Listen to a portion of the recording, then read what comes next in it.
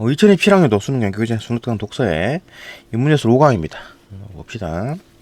이거 뭐 아리스토텔레스의 이제 비극 이론 봅시다.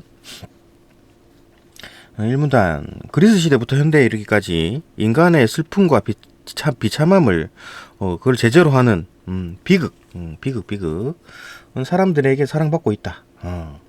많이 보죠. 슬픈 이야기. 그죠? 아리스토텔레스는 인간이 무언가를 모방하려는 본성을 갖고 있으며 문학의 본질 역시 모방이라고 보았다. 문학의 본질도 모방이다. 그리고 문학의 일종인 비극도 완결된 사건을 모방하여 만들어진 것이라고 보았다. 문학의 일종인 비극도 완결된 사건을 모방해가지고 만들어진 것이라고. 그죠? 뭐 인간의 어떤 삶을 글로 써놓은 게 문학인 거죠. 그죠? 그런 이야기를 쭉 전하는 게. 그는 적절한 감정을 느낄 수 있는 안정된 성품이 선한 인격과 미덕을 기르는 데 도움이 될 뿐만 아니라 진리에 도달하는 바탕이 된다. 적절한 어떤 감정을 느낄 수 있는 성품, 안정된 성품, 그게 아주 그냥 중요하다. 그죠? 비극이 관객에게 느끼게 하는 연민과 공포. 비극을 보면서 사람들이 이제 연민을 느끼고 공포도 느낀다. 이런 어떤 그렇게 이제 그 느끼게 하는 연민과 공포가 이러한 성품을 함양하는 중요한 수단이 된다. 연민과 공포를 느낌으로써 이제 그 안정된 성품을 얻게 된다. 그죠? 그렇게 함양하게 된다. 그거 보고 비극이 갖추어야 할 조건을 제시하였다. 조건 제시. 6가지 요소가 있네요. 이 문단 계속 봅시다. 그는 비극의 이제 6가지 요소를 이제 플롯이 줄거리죠, 줄거리. 인물의 성격, 작품에 담긴 사상, 언어, 음악, 시각적 요소를 제시하고, 이 6가지에 대한 얘기가 아니에요. 이 6가지에 대한 얘기가 아닙니다. 그래서 봅시다. 하여튼 이 비극의 6요소, 6가지 요소가 있는데 이런 게 있다. 그 중에 행위나 사건을 구성하는 뭐 플롯이 줄거리죠, 그죠? 이제 가장 중요한 요소다. 이거 이야기의 핵심 내용이니까 플롯, 그죠? 가장 중요한 요소다. 그는 사건이 우연적으로 전개되는 것이 아니라 개연성. 이거 개연성이 뭡니까? 그러니까 뭐 일어날 확률이 높은 상황, 그죠? 그러니까 뭐 엉뚱한 이야기하면 이거 말도 안 돼라고 할 텐데, 진짜 일어날 만해. 그러면 개연성이 높다라고 하는 겁니다. 그는 사건이 우연적으로 전개되는 것이 아니라 어떤 개연성을 갖춰야 관객들이 작품에 몰입할 수 있고, 공포와 연민을 불러일으키는 사건은 관객이 예상하지 못한 순간에 앞선 사건으로부터의 인과적 결과, 그러니까 뭐 원인이 있고 쭉 이어지는 그런 결과로 일어나야지 개연성이 있는 거죠. 관객이 예상하지 못한 순간에 앞선 사건으로부터 이제 인과적 결과를 그렇게 딱 일어나는 거지. 그래. 예전에 이런, 뭐 어떤 이야기 앞부분에 이런 원인이 있었지. 그러면 이제 그 말이 되잖아요. 그죠? 개연성이 높아진다. 또한 살인, 폭력, 등의 이제 부도덕한 내용도 공포 연민을 불러일으키기 위한 장치로 사용될 수 있다. 그런 걸 봄으로써 이제 그 어떤 안정된 성품이 길러진다. 난 저렇게 하지 말아야지. 그죠? 이런 거. 그는 이러한 어떤 사건 제시와 관련된 플롯의 핵심 요소로 반전과 인지를 제시했다. 그러니까 비극의 6요소 중에 이제 계속 이제 플롯 얘기만 하는 겁니다. 플롯 얘기 중에 그 플롯의 핵심 요소가 2가지, 반전과 인지. 반전과 인지에 대한 얘기를 하네요. 반전은 뭐 아는 거고 인지도 아는 거죠. 봅시다. 반전은 상황, 즉 사건의 흐름이 앞에서 일어난 것과 정반대로 급변하는 것으로서. 그죠? 급변은 완전 바뀌는 거, 반전. 그죠? 인물의 의도와 반대되는 결과가 나타나는 것이다. 인물의 의도와 반대되는 상황이 반전됐다. 그죠? 인지는 인물이 무언가를 모르다가 아는 상태로 바뀌는 것. 뭔가 바뀌는 뭐 거네요. 그죠? 반전이나 인지는 뭔가 바뀌는 상황이다. 그런 것을 의미한다. 그는 이러한 반전과 인지가 관객에게 연민이나 공포를 불러일으키고 둘이 동시에 일어날 때 더 효과적이다. 그래도 뭐 반전과 인지가, 그죠? 여기서 효과적이라는 거는 결국 뭔 얘기입니까? 이거 뭐 안정된 성품을 만들어줄 수 있다는 얘기잖아요, 그죠? 그게 효과니까. 그는 반전과 인지를 기준으로 이제 플롯을 구분하였는데, 반전과 인지를 포함하는 것은 이제 복합 플롯, 포함하지 않는 것, 반전이나 인지를 포함하는 게 이제 복합 플롯이고, 포함하지 않는 이야기들은 단순 플롯이다. 구분하고, 복합 플롯이 더 훌륭한 것이라고 주장하였다. 그러니까 플롯이 줄거리인데, 그 줄거리 속에 이제 반전도 있고 인지도 있고 이래갖고 막 다이나믹하게 막 이야기가 막죠. 뒤집어지고 막 몰랐다가 알게 되고 막 이렇게 돼야지 재미가 있다. 더 훌륭하다. 이런 게 반전이나 인지 이런 게 하나도 없이 그냥 단순 플롯은 재미가 없다. 그죠? 훌륭하지 못하다. 이래 봤네요. 3문단 봅시다. 3문단. 아리스토텔레스는 관객에게 연민과 공포를 불러일으키기 위해 비극의 인물도 특정 조건을 갖추어야 한다. 특정 조건을 갖추어야 한다. 인물도 비극 속의 주인공들, 그죠?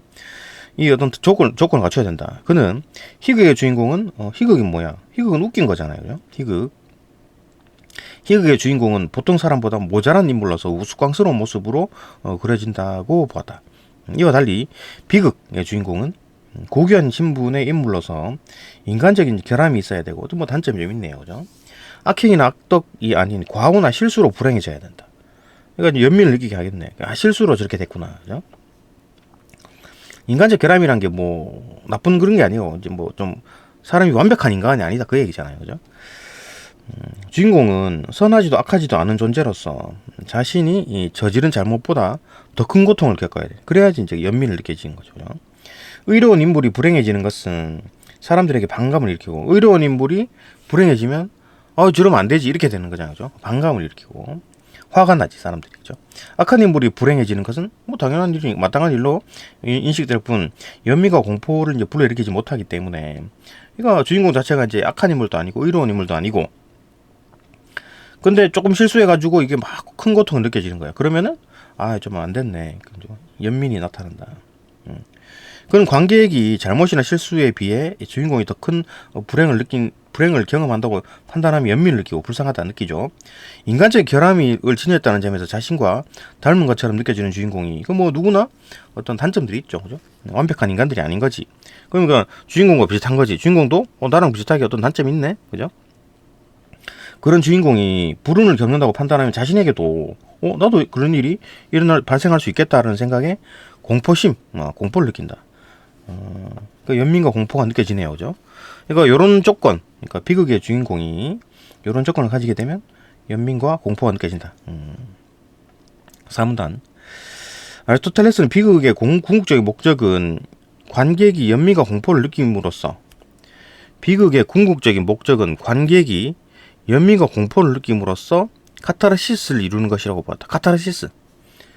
배출. 그죠? 이렇게 막 응어리져 있던 것이 쫙 배출되는 거, 그죠? 그게 이제 카타르시스다. 그러니까 막 꽉 막혔던 것이 빵 뚫리는 거, 그죠? 카타르시스. 비극의 궁극적인 목적이래요. 그러니까 연민과 공포를 딱 느낌으로써 카타르시스를 느낀다. 봅시다. 카타르시스는 후대 학자들에게 다양하게 해석되고 있는데, 대표적인 해석으로 다음과 같은 것들이 있다. 뭐 윤리학적 해석, 그 다음에 뭐 정신분석적 해석, 그 다음에 인지적 해석, 요 세 가지 설명하는 건가? 카타르시스, 윤리학적 해석, 정신분석학적 해석, 인지적 해석. 요 세 가지 설명하면 요까지 끝이네요. 3문단 끝이겠네. 봅시다. 3문단. 윤리학적 해석은 카타르시스를, 기억 봅시다, 기억. 윤리학적 해석은 카타르시스를 관객의 감정 중 불균형하거나 과잉된 부분을 도덕적으로 정화하는 것을 보다.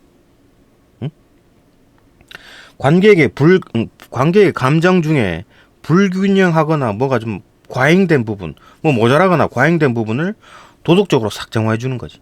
이거 뭐가 좀 안 좋은 상황이죠, 그죠? 감정 중에 이제 좀 불균형하게 돼 있거나 너무 과잉돼 있다. 그걸 좀 이제 도덕적으로 정화시켜 준다. 카타르시스란 게 이게 윤리학적 해석이네요. 평소 사람들의 마음속에는 이제 연민과 공포 등의 감정이 쌓여 있다. 이 중에 이러한 감정 중에 부정적인 부분을 정화함으로써 감정을 맑게 만들어 도덕적 성숙을 이룰 수 있다고 보는 것이다. 이 해석은 감정을 잘못 사용될 경우 문제가 될 수 있으므로, 잘못 사용되면 문제가 될 수 있지, 그죠? 막 나쁜 짓, 감정에 막 휩쓸려 가지고 나쁜 짓 잘못 어떤 행동을 할 수 있다, 잘못된 행동을 할 수 있다. 감정을 정제 및 조절하는데 초점을 두는 것이다. 이렇게 이제 윤리학적으로, 이 카타르시스를 느끼는 순간 얘가 감정적으로 좀 쫙 정제가 된다. 윤리학적 해석이다. 그죠? 니은 정신분석학적 해석 봅시다. 니은 정신분석학적 해석은 카타르시스를 마음속에 억눌려 있는 병적인 감정의 분출. 정신분석학적 해석에서는 카타르시스를 마음속에 억눌려 있는 병적인 감정. 이게 이제 뭐 윤리학적으로 보는 게 아니라 이제 정신분석학적으로 보네요. 그죠? 병적인 감정 막 쌓여 있다. 그죠? 그것 때문에 정신병 걸릴 것 같다. 그죠? 아니면 뭐 우울, 불안, 그죠? 그런 감정이 이제 분출로 오는 거, 분출, 그죠? 그게 카타르시스죠. 그리고 본다. 이 해석은 부정적 감정을 해소하는데 초점을 두는 거. 결국 뭐 그 윤리학적 해석이나 뭐 정신분석학적 해석이나 뭐가 좀 해소가 된다, 그죠? 뭐가, 그죠? 좀 응어리진 게 이제 해소가 되는. 그런데 초점을 두는 것으로서 울고 나서 마음이 후련해지는 것처럼 억눌려 있던 감정을 비극의 인물에 투사해가지고 거기다가 딱 투사를 하는 거야, 그죠? 저놈이 나랑 비슷하네, 그죠? 그래갖고 같이 울고 이렇게 하는 거죠.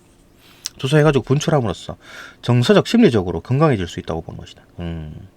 정서적 심리적으로 건강해질 수 있다, 그렇지? 디귿 인지적 해석은 카타르시스를 작품 이해의 형성으로 본다. 작품 이해의 형성이 뭐야? 작품 이해를 하게 해준다는 얘기인가? 봅시다. 이 해석은 모든 인간이 본성적으로 알기를 요구한다. 알고 싶어 한다. 그죠? 본능적으로. 관객이 작품에 재현된 것이 무엇인지를 깨닫는 인식의 획득을 통해 즐거움을 얻는다. 그러니까, 뭐지? 이래갖고, 알아냈을 때, 이거 맞네. 이렇게 하는 게 재밌다는 얘기죠. 그죠? 즐거움을 얻는다. 뭐 추리소설 같은 게 그렇죠. 그죠? 이거 뭐지? 범인이 누구지? 이러다가 이제 누가 딱 드러나면, 이렇게 되는 거죠. 그런데 일단 즐거움을 느낀다. 그게 카타르시스다. 인지적이다. 그죠? 인지적인 카타르시스. 의미 없이 나열되는 것 같은 플롯들이, 의미 없이 쭉 나열될 것 같은 어떤 짤막한 플롯들, 이야기들, 그죠? 그런 것들이 어느 순간 연결되면서 관객들은 인지적 즐거움을 얻고, 맞네, 재밌네, 맞네, 이렇게 되는 거죠. 몰랐다가 탁 알아지는 그 순간, 이렇게, 그죠? 그런 즐거움이 있다. 그렇고, 본성적인 욕구를 충족하게 된다는 것이다. 이게 이제 인지적 해석이다. 카타르시스. 카타르시스를 이제 세 가지 해석으로 봤습니다. 그죠? 그렇고, 마지막 5문단. 비극에 관한 이론은 이후 많은 변화를 겪었고, 비극에 관한 이론들이 계속 변화를 겪고, 뭐 조금씩 뭐 비극이 뭐 어떤 거다 이런 것들이 뭐 정의가 좀 바뀌었나? 변화를 겪었고, 아리스토텔레스의 이론은 후대 학자들에게 비판을 받기도 했다. 비판? 고귀한 인물을 주인공으로 삼으려 했던 아리스토텔레스와 달리 19세기 말에 등장한 자연주의 연극론자들, 얘들은 뭡니까? 그냥 있는 그대로 보여주는 겁니다. 보여주는 거죠. 그러니까 뭐 고귀한 인물의 주인공 삼아가지고 뭐 어떻게 막 이야기를 짜내고 이런 게 아니라 19세기 말에 등장한 이거 자연주의 연극은 그냥 보여주는 겁니다. 대놓고 그냥. 하층 계급의 이제 인물을 주인공으로 삼아, 얘들은 뭐 고귀한 인물이 아니죠. 삼아가지고 그가 겪은 고통을 통해 가지고 사회적 문제를 드러내고, 이런 어떤 자연주의 연극론자들 또 이제 이런 식으로 했고, 그다음에 그 니체는 아리스토텔레스 이제 비극론을 비판했다. 비극은 관객에게 연민과 공포를 불러일으키는 것이 아니라 대놓고 비판했네. 인간의 실존을 인식하고 삶에 대한 의지를 갖게 해야 한다. 그러니까 니체도 이제 그 비극은 그렇게 하지 말고 이렇게 해야 돼. 이렇게 만들어야 돼. 이렇게 봤네요. 그죠? 그 삶에 대한 의지를 갖게 만들어야 되고, 실존을 인식하게 만들어야 돼. 이렇게 했네요. 니체가. 이렇게 이제 그 어떤 뭐 아리스토텔레스의 이제 그 비극론을 저 비판을 했다. 그죠? 하지만 이러한 변화와 비판에도 불구하고 아리스토텔레스의 이론은 아직도 많은 예술 분야에서 사용되며 우리에게도 많은 영향을 미치고 있다. 뭐 실제로 뭐 영화나 드라마 같은 것도 아리스토텔레스의 말대로 그죠? 만드는 것도 많이 있죠. 네, 뭐 별로 뭐 어렵지 않은 글이라고 짜임새도 그다지 나쁘지 않은데 뭐 비극의 6가지 요소를 설명할 줄 알았더만 그건 아니고 플롯만 얘기했죠. 네, 여기까지 보고 또 문제 풀어봅시다.